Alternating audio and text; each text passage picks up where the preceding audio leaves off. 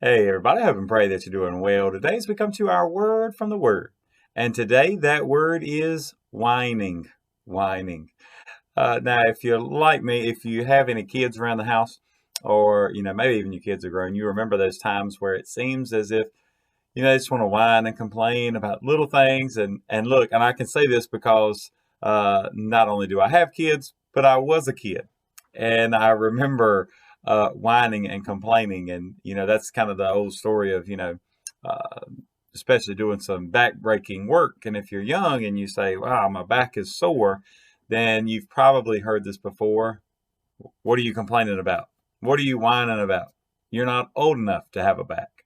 And now we know as we get older, so those things seem to show up later on. But the reason I say all that is, as we have that attitude towards others, as we know that they're sometimes seem to be whining and complaining about things, and then sometimes we look at it, and even as parents, or even as we maybe see friends or family members or whatever, we see them getting themselves into these circumstances on their own. And it's sometimes it may be even like a from a parent's perspective as a tough love to say, well, look, here's what you need to do, but when you don't do it, I'm going to allow you to get yourself into trouble. I'm kind of stepping back a little bit. I'm letting you make your own choice. Now, essentially, from the beginning, from the garden, that's what we see in God. God puts Adam and Eve in the garden, and then he allows them to have the free choice. And then when they are tempted, they choose sin instead of choosing obedience. And then the rest is essentially history because, and not just history, but present day issues and struggles. But I say all this because as we're going through the book of Judges, and today going to be in Judges chapter 4, and as always, I pray you'd be reading all of this because I'm just going to deal with the first few verses. It shows us again, we talked about this cycle of judges and how they would do right, they would enjoy some harmony, then that prophet or that judge rather would pass away, and the people would go back to the old way of doing things, and then they would have to go through this cycle. So to me, I kind of hear this that you're going to hear today as whining because they got themselves into the trouble again. So in Judges chapter 4, looking at the first three verses, says, when Ehud was dead, the children of Israel again did evil in the sight of the Lord. So the Lord sold them, rather, into the hand of Jabin, king of Canaan, who reigned in Hazor. The commander of his army was Sisera, who dwelt in Harosheth Hagoyim. And the children of Israel cried out to the Lord. For Jabin had 900 chariots of iron, and for 20 years he had harshly oppressed the children of Israel.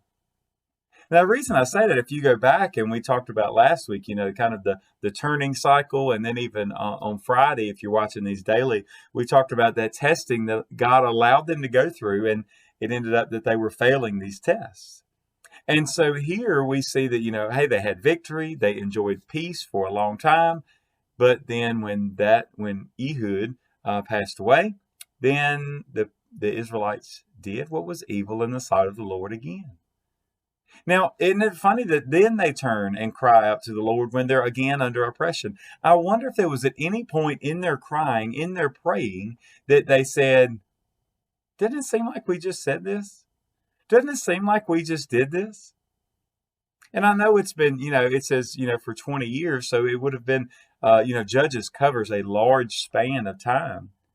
But how often do we find ourselves in our spiritual relationship with God finding those moments where we kind of go through those cycles just the same? And, we're spending time with God and we're growing and things are going well. And even when trials come and storms come, then we trust in Him and we see Him deliver and we have faith and trust and we grow spiritually.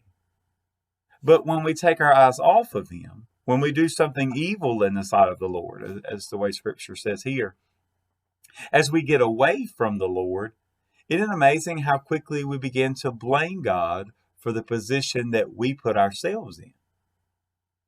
So maybe today, even as we look forward to this week, and man, we'll be getting into one of my favorite stories, into the story of Gideon by the end of the week.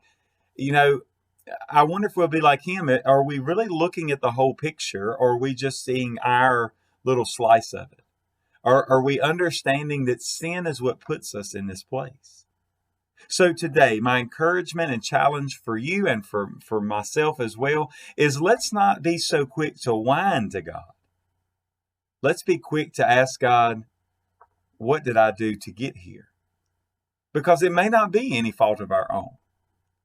But oftentimes, if we're honest, it's our sin that's got us in the mess that we're in. So let's not cry out a prayer of whining and complaining and say, God, help me again. Let's say, God, forgive me again. God bless you, and I pray you have a great, great day.